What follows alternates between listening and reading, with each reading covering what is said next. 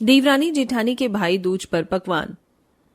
गायत्री बहू, आज की कड़ी तो बड़ी ही खट्टी बनी है, मजा आ गया कड़ी खाकर। जरा एक और कटोरी कड़ी तो दे। ये लीजिए माँ जी। हाँ भाभी, और ये पनीर पुलाव तो बहुत ही ज्यादा टेस्टी बना है, कितने सॉफ्ट सॉफ्ट पनीर है।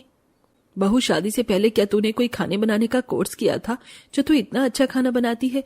कभी कभी तो लगता है कि माँ अन्नपूर्णा की कृपा बरस रही है तुझ पर। माँ जी, जैसे किसी को गाने का शौक होता है और किसी को डांस करने का, वैसे ही मुझे बचपन से ही खाना बनाने का बहुत शौक था।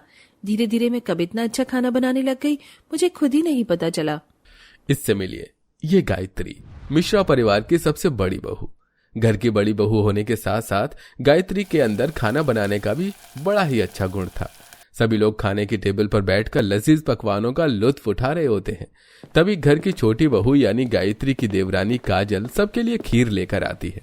अगर खाने के बाद कुछ मीठा हो जाए तो मजा ही आ जाएगा।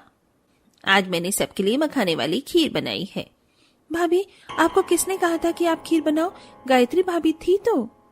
हाँ काजल बहू, तुझे कितनी बार मना किया है कि किचन के काम तू मत किया कर। वैसे माँ जी, एक बार खीर चखने में क्या जा रहा है? क्या पता आज काजल ने खीर अच्छी बना रखी हो। इतना कहकर गायत्री अपनी देवरानी की बनाई हुई खीर जैसे ही चखती है तो बहुत गंदा सा मुंह बना लेती है। काजल, ये कैसी खीर बनाई है तुमने? लगता है खीर जला दी है, और चीनी भी कितनी ज्यादा डाली है। देखा, सुन लिया ना तुमने? आज के बाद कभी भी दोबारा खीर मत बनाना। अपने पति और अपने ससुराल वालों की बात सुनकर बेचारी काजल उदास हो जाती है और अपने कमरे में चली जाती है। मैंने इतने प्यार से सबके लिए खीर बनाई थी, लेकिन किसी ने चखी तक नहीं। खीर मैंने तो चीनी मेवा सब कुछ ठीक से डाला था, और खीर पकने तक मैं बिल्कुल गैस के पास से हटी नहीं थी, तो ये खीर चली कैसे? गायत्री की तरह काजल भी खाना अच्छा ही बना लेती थी, लेकिन गायत्री को अपने खाना बनाने के इस हुनर पर काफी ज्यादा घमंड था। काजल जब भी कुछ खाने के लिए बनाती तो गायत्री उसमें कुछ न कुछ नुस्ख निकाल दिया करती, जिसके चलते काजल को हमेशा यही लगता कि शायद उससे ही खाना बनाने में कोई गलती हुई है। माँ जी, मैंने सारी मिठाइयाँ तैयार कर दी हैं, लड्डुओं का मिश्रण भी तैयार है, बस उनके लड्डू बनाने रह गए हैं।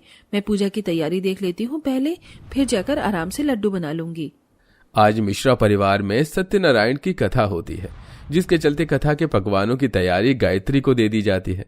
गायत्री पूजा की तैयारी देखने में व्यस्त होती है। थोड़ी देर में कथा भी शुरू होने वाली होती है और लड्डू अभी तक तैयार नहीं होते, जिसके चलते काजल और लड्डू के मिश्रण से लड्डू बनाने लगती है। तभी काजल की जेठानी और सास वहां आ जाती हैं। काजल बहू, ये तू क्या कर रही है? कथा के लिए मिठाई बनाने की जिम्मेदारी गायत्री बहू की थी, तेरी नहीं। माँ जी, भाभी पूजा की तैयारी में लगी हुई थी, इसलिए मैंने ये लड्डू तैयार कर दिए। मैंने सिर्फ लड्डू बनाए हैं, ये जो मिश्रण है वो तो भाभी ने ही तैयार किया है। लेकिन जब तक इन लड्डुओं पर गायत्री बहू का हाथ न लगे, तब तक इन्हें खाने में स्वाद नहीं आएगा। अरे माँ जी, आप क्यों इतनी फिक्र कर रही हैं? मैं हूं ना, मैं सभी लड्डुओं को छू लूंगी, फिर तो इनमें स्वाद आ ही जाएगा। इतना कहकर गायत्री उन सभी लड्डुओं को छू लेती है और कथा के बाद जैसे ही सभी लोग वो लड्डू खाते हैं तो उन्हें वो काफी पसंद आते हैं। तेरे हाथों में क्या कोई जादू है? मुझे तो बिल्कुल ऐसा ही लगता है। कितने खुश नसीब हैं हम जो हमें इतना स्वादिष्ट खाना बनाने वाली बहू मिली है। जैसे जैसे दिन पर दिन गायत्री की तारीफें बढ़ती जा रही थी, वैसे वैसे गायत्री के अंदर घमंड भी बढ़ रहा था। ऐसे ही कुछ समय गुजरता है और अब भाई दूज का त्योहार आने वाला होता है। दोनों देवरानी जेठानी भाई दूज के लिए तैयारी करने लगती हैं। गायत्री, काजल बहू, कुछ दिनों में भाई दूज आने वाला है, तो क्या क्या सोचा है इस भाई दूज पर तुमने अपने भाइयों को देने के लिए? माँ जी, मैं तो अपने भाई के लिए रोलेक्स की घड़ी लेकर आई हूँ, और साथ ही उसके मनपसंद सारी पकवान भी बना दूंगी। मेरे हाथ के स्वादिष्ट पकवानों के सामने तो रोलेक्स की घड़ी भी फीकी पड़ जाएगी। ये तो तूने बिल्कुल सही बात कही है। वैसे काजल बहू, तू क्या देगी भाई दूज पर अपने भाई को? माँ जी, आप सब तो जानते ही हैं कि मेरे भाई एक लेखक हैं, और लेखक को पेन देने से अच्छा और क्या ही तोहफा हो सकता है। मैं उन्हें एक पेन दूंगी, और भाभी की तरह मैं भी अपने भाई के लिए उनकी कुछ मनपसंद खाने की चीज बनाऊंगी। काजल की बात सुन सभी हंसने लगते हैं, जिसे देख काजल, क्या हुआ? आप लोग मुझ पर इस तरह हंस क्यों रहे हैं? तुमने जो इतना अच्छा जोक मारा है, हंसी तो आएगी ही ना। अरे, जब तुम्हारे हाथ का खाना हम लोगों को पसंद नहीं है तो तुम्हारे भाई को कैसे पसंद होगा? एक तो तुम इतने समय के बाद अपने भाई से मिल रही हो, और ऊपर से तुम उसे अपने हाथ का बना हुआ बेकार खाना खिलाओगी। पेन तक तो ठीक है, लेकिन ये खाने की जिम्मेदारी तू रहने दे। गायत्री अपने भाई के साथ साथ तेरे भाई के लिए भी उसका मनपसंद कुछ बना देगी। माँ जी, भले ही आप लोगों को मेरे हाथों का खाना ना पसंद हो, लेकिन शादी से पहले भैया मेरे हाथ का बना हुआ ही खाना खाते थे और भाई दूज पर मैं ही उनके लिए खाना बनाऊंगी। इतना कहकर काजल अपने कमरे में चली जाती है। काजल की बातें सुनकर सब उस पर हंसने लगते हैं। वहीं काजल कमरे में बैठे बैठे रोने लगती है। चाहे कुछ भी हो, भाई दूज पर मैं अच्छा ही खाना बनाऊंगी और सभी को मेरा आज का खाना पसंद भी आएगा। भाई दूज में अभी कुछ दिन थे, इसलिए काजल अब यूट्यूब, वीडियोस, गूगल पर खाने की रेसिपी को देखने लगती है और आखिरकार वो दिन आ जाता है जिस दिन का काजल को बेसब्री से इंतजार था। भाई दूज के दिन काजल सुबह से ही अपने भाई के मनपसंद पकवानों को बनाने की तैयारी में लग जाती है। खुशबू तो अच्छी आ रही है खाने में से, अब बस ये स्वाद में भी अच्छा ही हो। काजल अपने भाई के मनपसंद ढेर सारे पकवान बनाती है। गायत्री भी किचन में आ जाती है और काजल को देखते हुए मन ही मन कहने लगती है, कितनी भी कोशिश कर लो लेकिन मुझसे अच्छे पकवान कभी बना नहीं पाओगी तुम। इतना कहकर गायत्री भी अपने पकवानों की तैयारी करने में लग जाती है। थोड़ी देर में दोनों देवरानी जेठानी के सारे पकवान बनकर तैयार हो जाते हैं। वहीं अब उनके भाई भी भाई दूज के लिए आ जाते हैं। दोनों देवरानी जेठानी अपने भाइयों से गले मिलती हैं और अपने अपने भाइयों को तिलक लगाकर कलाबा बांधती हैं और भाई दूज की रस्म को पूरा करती हैं। चलो भाई, रस्में तो खत्म हुई, अब खाने की तैयारी करते हैं। मुझे तो सुबह से बहुत जोरों की भूख लग रही है। जाओ बहू, अपना अपना बनाया हुआ खाना ले आओ। सबसे पहले गायत्री किचन में आती है।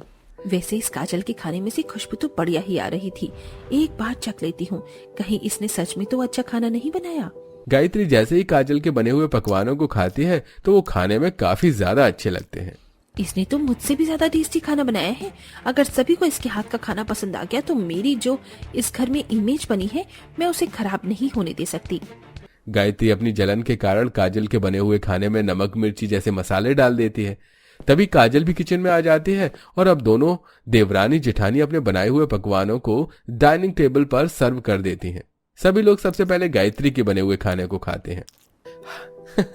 मैं तो जानता था कि मेरी बहन बढ़िया ही खाना बनाएगी।